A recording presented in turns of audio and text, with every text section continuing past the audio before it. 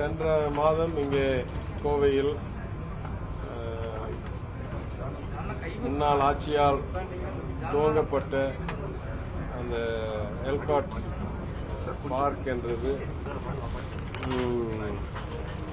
பல நிர்வாக குளறுபடிகளினால் திறக்க முடியாமல் முடிக்க முடியாமல் இருந்த சூழ்நிலையில் சென்ற மாதம் முதலமைச்சர் அவர்களே இங்கே வந்து நாங்கள் உச்ச நீதிமன்றம் வரைக்கும் போய் அதற்கு அனுமதியெல்லாம் பெற்ற பிறகு அதை திறந்து வைத்து திறந்த அன்னைக்கே சுமார் 2,30,000 சதுரடிக்கு மேல் ஒப்பந்தம் ஆரம்பிக்கப்பட்டு இன்றைக்கு அதெல்லாம் நிறைவேற்றப்பட்டு கேப் ஜெமினா என்ற பெரிய குளோபல் கன்சல்டிங் ஃபர்ம் கிட்டத்தட்ட 1,00,000 அதனால கேப் ஜெமினால கிட்டத்தட்ட 1,40,000 ஸ்கொயர் ஃபீட்டும் தயாராக இருந்தார்கள். இத்தனை என்ன சொல்றது சப்ளை டிமாண்ட் மிஸ்மேட்ச் கோயம்புத்தூர்ல உங்களுக்கு நல்லா தெரியும், நிறைய டிமாண்ட் இருக்கு. அந்த அளவுக்கு கிளாஸ் ஏ ஆஃபீஸ் ஸ்பேஸ் இல்லை. கடைசி ஒரு 2 வருஷமா நானும் துறைக்கு வந்த பிறகு முதலமைச்சருடைய உத்தரவின்படி இங்க நிறைய கம்பெனிஸ் ஈர்க்கணும்னு கிட்டத்தட்ட மாசத்துக்கு ஒரு முறை நான் வெளிநாடு சென்று பல மார்க்கெட்டிங் எஃபர்ட்ஸ் பண்ணிட்டு இருக்கேன். எனக்கும் ஏற்கனவே 20 ஆண்டுகள் வெளிநாட்டில் இருந்த அனுபவம் இருக்கிறதுனாலும் பணி செய்த அனுபவம் இருக்கிறதுனாலும் நம்ம திருச்சி NIT உலக புகழ்பெற்ற MIT போன்ற பல்கலைக்கழகங்களில் நான் கல்வி பெற்றபோது என்னுடைய நண்பர்கள் இன்றைக்கு பெரிய பெரிய நிறுவனங்களில் மூத்த பொறுப்பில் இருக்கிறதுனாலும் நம்ம கொஞ்சம் அக்ரெசிவாக மார்க்கெட் பண்ணி இங்கே நிறைய நிறுவனங்களை ஈர்த்துட்டு இருக்கோம். அதற்கு ஒரு உதாரணமாக சென்னையில் 2023ஆம் ஆண்டு 24ஆம் ஆண்டுக்கு சுமார் 11 மில்லியன் ஸ்கொயர் ஃபீட், அதாவது ஒரு கோடிக்கு மேல் சதுரடி, 50 லட்சம் இருந்துட்டு இருந்த சராசரி 1 கோடிக்கு மேல் ஆகி அங்கே நிறைய வளர்ச்சி வந்துருச்சு. அதே போல் கோவையில் அந்த அளவுக்கு கட்டட பணிகள் இல்லாததுனால் இங்கே சப்ளை டிமாண்ட் ரொம்ப எக்ஸசிவாக இருந்துச்சு, மிஸ்மேட்ச். அதனால்தான் இதை திறக்கிறதுக்கு முன்னால் இப்போ திருச்சியெலாம் அந்த மாதிரி இல்லை. திருச்சியெலாம் கொஞ்சம் நாளாச்சு அந்த பில்டிங்கை ஆக்கியபை ஆகிறதுக்கு. ஆனால் கோவையில் திறக்கும் போதே 3 times 4 times ஓவர் சப்ஸ்கிரைப் இந்த சூழ்நிலை இருந்துச்சு. எனவே அதை முதலமைச்சரிடம் சென்று அதை முன்வைத்து அவர் ஒரு அறிக்கையை விட்டிருக்கிறார். அந்த அடுத்த நாள் நான் அன்னைக்கு ராத்திரியே சிங்கப்பூர் புறப்பட்டேன். சிங்கப்பூர் ஃபின்டெக் ஃபெஸ்டிவலில் உரையாடுவதற்கும் அங்கே கொஞ்சம் மார்க்கெட்டிங் பண்ணுறதுக்கும். அடுத்த நாள் முதலமைச்சர் வேறு பல நிகழ்ச்சிகள் முடிந்த பிறகு அறிவிச்சிருக்கிறார். இருக்கிற ஒரு 3 டெசிக்னேட்டட் ஸ்லாட் அந்த SEZல ஒன்று 6 ஏக்கர் போலன்னு நினைக்கிறேன். அந்த 3 ஸ்லாட்டில் சுமார் 3 மில்லியன் ஸ்கொயர் ஃபீட், அதாவது இப்போ திறந்ததோட 10-15 மடங்குக்கு மேல் ஆஃபீஸ் பார்க் உருவாக்கப்படும் எல்காட்னால். அது ஜாயிண்ட் வெஞ்சராக அது குளோபலாக இருக்கும் இல்லை இந்தியன் டெவலப்பர்ஸாக இருக்கட்டும், அது டெவலப் பண்ணி, ஏன்னா அரசாங்கம் அந்த அளவுக்கு நிதி முதலீடு செஞ்சு அந்த அளவுக்கு சிறப்பான பார்க் கட்டுறதெல்லாம் கொஞ்சம் கடினம். இப்போ டைடல் இல்லை மினி டைடல் மாதிரி சின்ன பார்க்னா அரசாங்கத்தோடைய செயல்திறன் நல்லாயிருக்கு. இந்த பெரிய பெரிய ப்ராஜெக்ட்ஸ் நான் நிதியமைச்சர் ஆகும்போது உதாரணத்துக்கு அறிவித்த குளோபல் ஃபின்டெக் சிட்டி, அதே இந்த ஜாயிண்ட் வெஞ்சர் மாடலில் தான் இப்போ நந்தம்பாக்கத்தில் நடந்து கொண்டு இருக்கிறது. ஏற்கனவே 2 பிளாட் ஜாயிண்ட் வெஞ்சர் சைன் ஆகி கட்டணம் பணிகள் நடந்து கண்ணுக்கு தெரியுது இந்த இது பக்கத்தில் ட்ரேட் சென்டர் பக்கத்தில். அதே மாதிரி கோவையில் அவசரமாக முடிக்கிறதுக்கும் வேர்ல்ட் கிளாஸ் இன்ஃப்ராஸ்ட்ரக்சர் கொண்டாடுறதுக்கும் கிளாஸ் ஏ ஆஃபீஸ் ஸ்பேஸ் எங்கே வேணாலும் எந்த கம்பெனி உலகத்தில் தேடுறதுனாலும் கிடைக்கிற மாதிரி பண்ணுறதுக்கு அந்த அறிவிப்பை விட்டிருக்கிறார். அதற்கு பிறகு we are finding the right real estate firm partner. உங்களுக்கு தெரியும் 4-5 பேர் தான் இருக்காங்க உலகத்தில். Knight Frank, Jones Lang LaSalle, CB Richard, அது மாதிரி ஒரு 4-5 real estate management firms, marketing ஃபர்ம்ஸை வச்சு யார் சரியான பார்ட்னர் பார்த்து அதை மார்க்கெட் பண்ணி கூடிய சீக்கிரம் இன்னும் 2 மாதம் 3 மாதத்துக்குள்ள அதுக்கு ஒரு டீட்டெயில் ப்ராஜெக்ட் பிளான் போட்டு அதற்கு ஆளுங்களை தேடி பண்ணலான் இருக்கோம். அது நீங்கள் கேட்ட கேள்விக்கு நான் பதில் சொல்கிறேன். போன ட்ரிப்போடைய தொடர்ச்சியாக தமிழ்நாடு முழுவதும் பல வகைகளில் இந்த மாதிரி பணிகள் நடந்து கொண்டிருக்கின்ற. என்னை பொறுத்த வரைக்கும் ஐடி துறையில் இருக்கிற எல்காட் SEZலாம் நிறைய இடத்துல நிலம் ஒதுக்கப்பட்டு கட்டடம் கட்டாமல் பல ஆண்டுகள் ஆகிவிட்டு. அது ஏற்கனவே நான் எதிர்க்கட்சி உறுப்பினராக இருக்கும்போது தணிக்கை குழு அறிக்கையில் நான் கூறியிருக்கிறேன். சிப்காட்லையும் சரி, எல்காட்லையும் சரி, பல கவர்மெண்ட் எஸ்டேட்ஸ்லையும் சரி, எப்பெல்லாம் லேண்ட் அலோகேஷன் ஆகுதோ அதில் ஒரு கிளாஸ் இருக்கும், 3 வருஷத்துக்குள்ளே கட்டணும், வேலை வாய்ப்புகளை உருவாக்கணும்னு. அது பல இடங்களில் நிறைவேற்றாமல் இருந்ததுன்னு நான் எதிர்க்கட்சியாக இருக்கும்போதே எடுத்து கூறியிருக்கிறேன். அது நாங்கள் ஆளுங்கட்சியை வாழ்ந்த பிறகு, நான் நிதியமைச்சராக இருந்த பிறகும் சரி, இப்பயும் சரி, அதெல்லாம் திருத்தி எங்கெல்லாம் கட்டாமல் இருக்கோ அதெல்லாம் திருப்பி எடுத்து அதெல்லாம் அவசரமாக புது கட்டடப் பணிகள் ஆரம்பித்து இல்லை புது அலோகேஷன் ஆஃப் லேண்ட் அடுத்த கம்பெனிக்கு கொடுத்து. ஏன்னா இருக்கிறதுலே நம்மளுக்கு குறையாக இருக்கிறது நிலம், சரியான ஊரில் சரியான இடத்தில் இருக்கிறது. அதை ஃபுல் மேக்சிமைஸ்ட் பலனுக்கு கொண்டாடுறது அரசாங்கத்துடைய கடமை. அது அதே மாதிரி சொல்கிறேன், பொதுவாக பப்ளிக் லீஸுக்கு நான் நிதியமைச்சராக இருக்கும்போது குத்தகை பாலிசி உருவாக்கப்படும் சொல்லி அதுவும் நடந்து கொண்டிருந்தது. அதற்கு பிறகு முடிவடைந்திருக்கும் நினைக்கிறேன். So broadly we are trying to increase the efficiency of the space. We have that much demand. ஏன்னா இங்கே இருக்கிறது டேலண்ட்.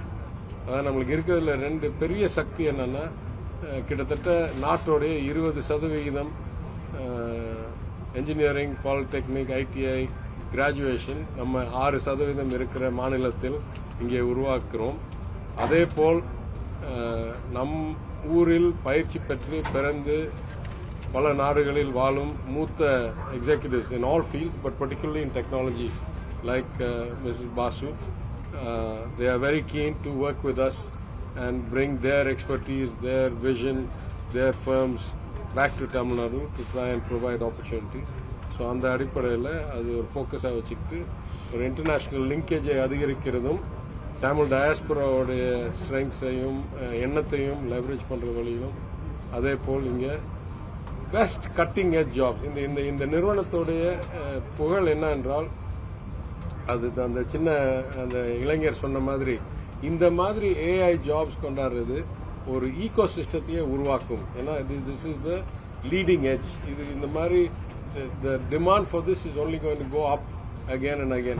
மேடம் சொன்னாங்க, இது இந்த அளவுக்கு நாங்கள் கொண்டாந்துருக்கோம்னா இதுக்கு மேல் அடுத்தாப்புல கூடுதல் தகவல் தேடும். இல்லை நண்பர் ரூத் ராமசாமி சொன்ன மாதிரி நீங்கள் துபாயையும் நியூயார்க்கையும் லண்டனையும் மாடல் பண்ணுறீங்க, நீங்கள் கோயம்புத்தூரையும் மாடல் பண்ணணும். அப்போ கோயம்புத்தூர் மாடல் பண்ணணும்னா அவங்களுக்கு தெரியும் நம்மளுடைய ரோட் கண்டிஷன்ஸும் நம்மளுடைய டிரைவர் பிஹேவியரும் வேறு நாடுகளோட கொஞ்சம் தனிப்பட்ட முறையாக இருக்கும். அப்போ அதுக்கெல்லாம் இன்னும் கூடுதல் மாடலிங் பண்ணும், கூடுதல் கம்ப்யூட்டருக்கு ட்ரைனிங் கொடுக்கணும். அதனால் ஏஐன்றது நம்ம ரொம்ப சுலபமாக சொல்கிறோம். Eventually the machine will do its own processing.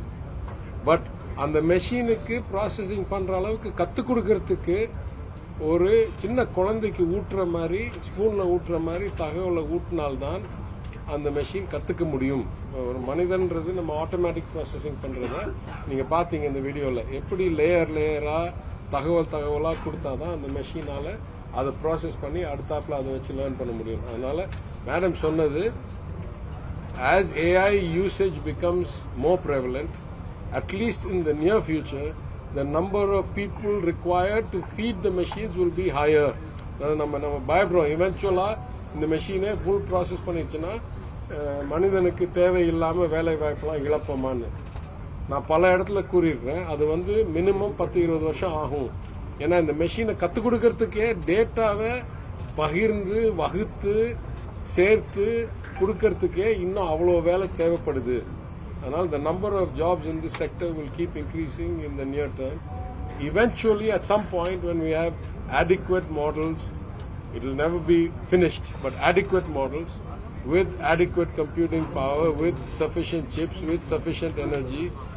At that point, in the future, we may start to see replacement level. இப்போதைக்கு வேலை வாய்ப்பு அதிகரிக்கும் என்றதனால் இத்தகைய நிறுவனங்கள் they are the seed. அதாவது ஒரு விதை போட்டு அதுலேருந்து வளர்ற மாதிரி. ஏன்னா இந்த மாதிரி ஸ்கில்ஸ் வேற எங்கேயும் இல்லாத ஸ்கில்ஸை இது இங்கே திறக்கிறேன். இதே மாதிரி ரேடியாலஜியில் நான் சென்னையில் ஒரு கம்பெனியை திறந்திருக்கேன், எக்ஸ்ரே AI மெஷினும், Australian company. So we are bringing these kinds of cutting edge technologies. You saw some of the medical AI in the surgeries, Those were diagnostic, processing chest X-rays and brain CT scans. அதுலெல்லாம் எவ்வளோ.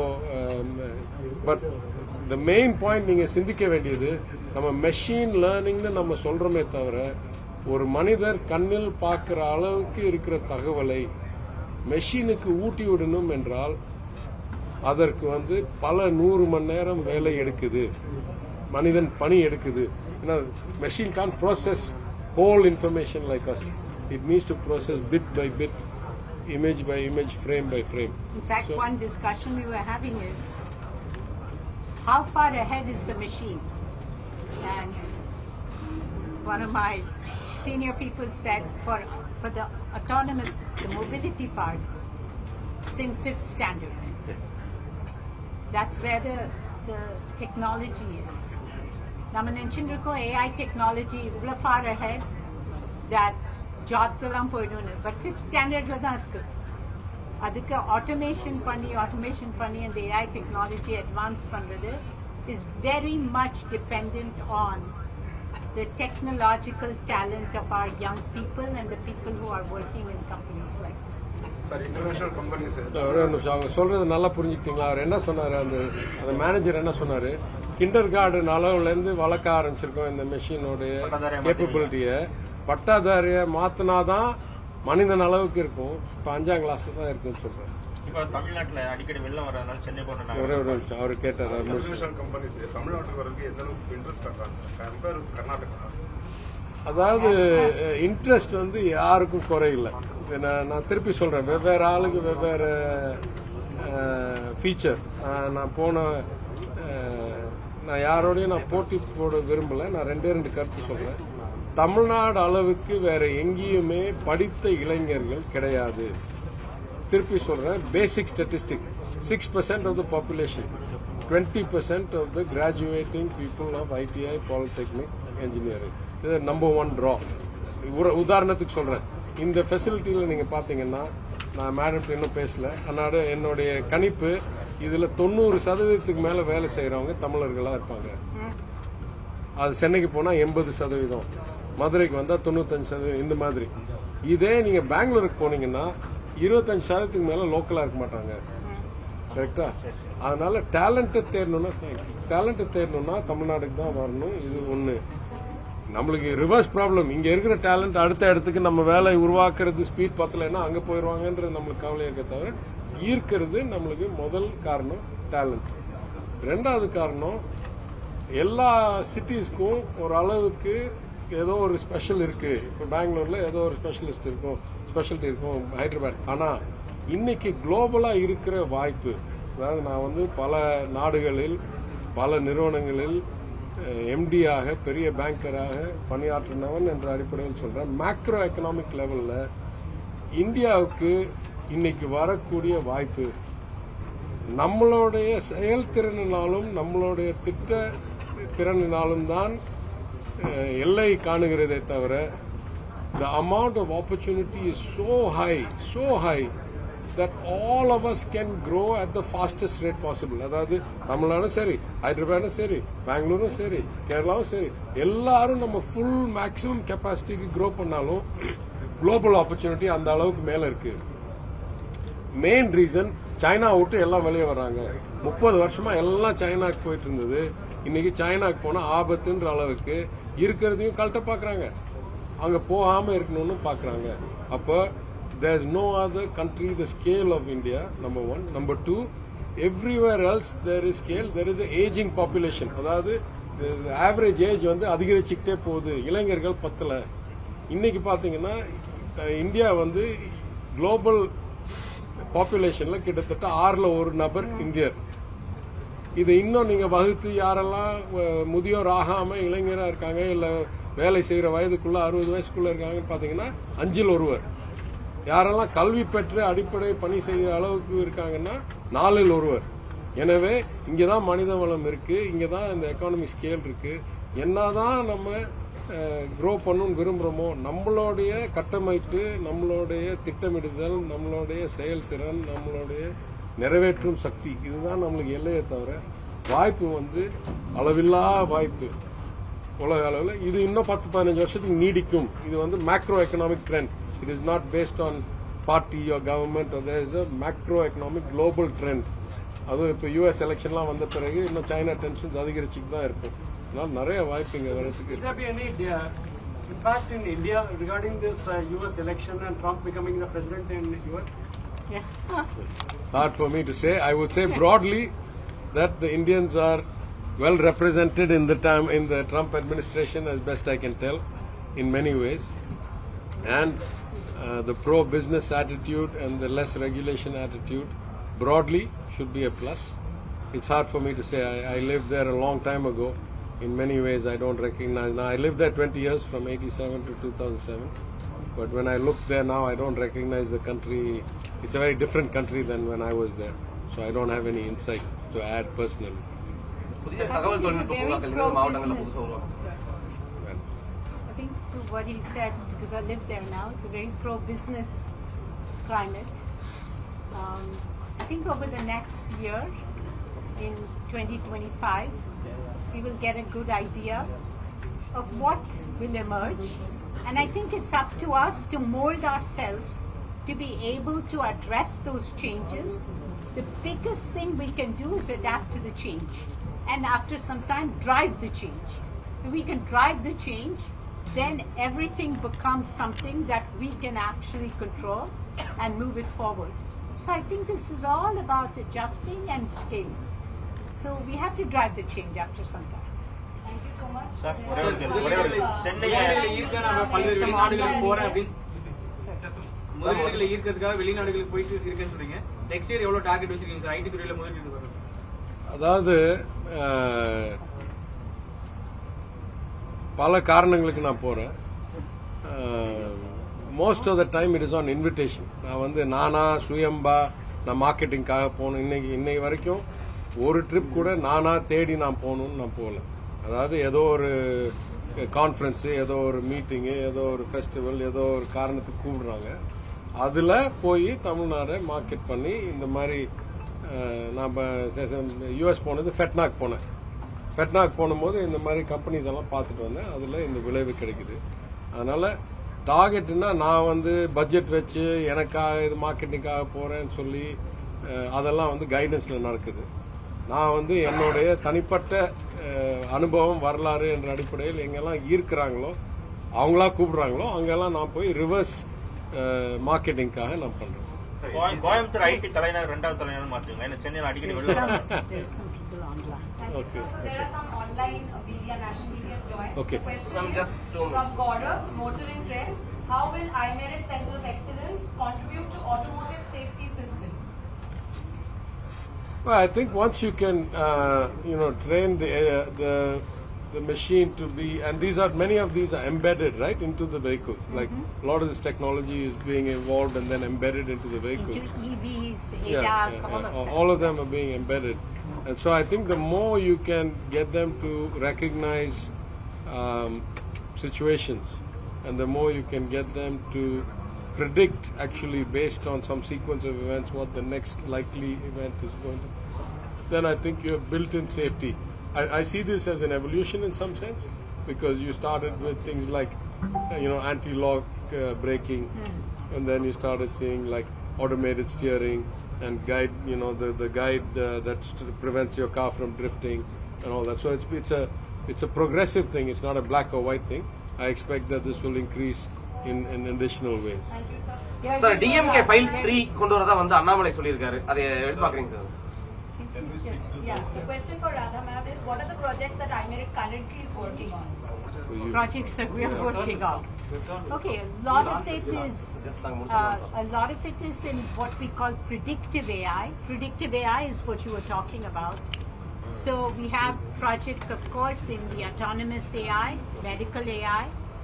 And so one of the things in the autonomous AI is so much about trust and safety of vehicles on the road, trust and safety for trucking, trust and safety for medicine delivery, trust and safety, and also being able to use this autonomous technology for precision agriculture. And this is something I wanted to mention is so important to be able to do, to detect a crop failure with one crop rather than the whole field, And that then allows you to double and triple the amount of crop on the same sort of field or precision agriculture or a farm.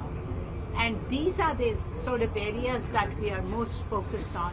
And I think that would be of importance and interest to you. I wish I could talk as fluently as you in Tamil. எனக்கு தமிழ் நன்னா வரும், but இந்த மாதிரி இடத்துல என்னால் பேச முடியாது. Oh, I see. Sir இந்த டிஎம்கே ஃபைல் 3 அது சார் ஒரே ஒரு கொஸ்டின் சார். Okay. ஐடி செக்டாரை பொறுத்த வரைக்கும் சென்ட்ரல் கவர்மெண்டோட சப்போர்ட் தமிழ்நாட்டுக்கு எந்த அளவுக்கு? ஐடி என்னை பொறுத்த வரைக்கும் எல்லா செக்டர்லயும் நம்மளுக்கு சென்ட்ரல் சப்போர்ட் தேவைப்படுது. இன்னைக்கு எனக்கு ஒரு நல்ல சூழ்நிலை என்னன்னா, இன்னைக்கு மெய்டி என்ற மினிஸ்ட்ரி ஆஃப் எலக்ட்ரானிக்ஸ் அண்ட் டெக்னாலஜியோடைய செயலர், ஒன்றிய செயலர், தமிழ்நாட்டில் பணி செய்த, என்னுடன் பணி செய்த, நான் நிதியமைச்சராக வந்து நிதி செயலராக இருந்த திரு கிருஷ்ணன் அவர்கள் அங்கே மெய்டியில் செக்ரட்டரியா இருக்காரு. அதே போல டிபார்ட்மெண்ட் ஆஃப் டெலிகம்யூனிகேஷன்ஸ்ல செயலராக இருக்கிறவர், இந்த துறைக்கு ஐடி துறைக்கு செக்ரட்டரியா பணி செய்த நீரஜ் மிட்டல் அவர்கள் இருக்கிறாரு. அதனால என் அனுபவத்தில் இத்தகைய நிர்வாகிகள் அங்க இருக்கிறதுனால், ஐஏஎஸ் நிர்வாகிகள் இருக்கிறதுனால் கூடுதல் இணைப்பாக வேலை செய்யறதுக்கு வாய்ப்புன்னு நான் கருதுகிறேன். நான் அமைச்சராகி 1.5 ஆண்டுகள் தேர்தலுக்கு முன்னால் ஒன்றிய ஐடி மினிஸ்டரை சந்திக்க வாய்ப்பு கேட்டேன், கிடைக்கவே இல்லை. ஏன்னா அவர் 3-4 துறைக்கு அமைச்சராக இருந்தாரு, இப்ப என்னன்னு தெரியல. ஆனாலும் பல வகையில் இப்போ இன்னைக்கு காலையில் கூட தலைமை செயலரிடம் உரையாற்றினேன் போன்ல வரும்போது. அவர் சொன்னாரு, இந்த பிஎம் கான்ஃபரன்ஸுக்கு சீஃப் செக்ரட்டரிஸ் கான்ஃபரன்ஸ் போயிட்டு வந்திருக்கேன். அங்க நித்தி ஆயோக்ல ஃப்ரண்டியர் டெக்னாலஜிக்கு நிறைய இனிஷியேட்டிவ்ஸ் வச்சிருக்காங்க, நம்மளோட இணைத்து பணி செய்யணும்னு கூறுகிறாரு. அப்போ நான் சொன்னேன், சுமன் பெரியும் எனக்கு வேண்டிய ஃப்ரெண்டு, பர்சனல், சும்மா ப்ரொஃபஷனலா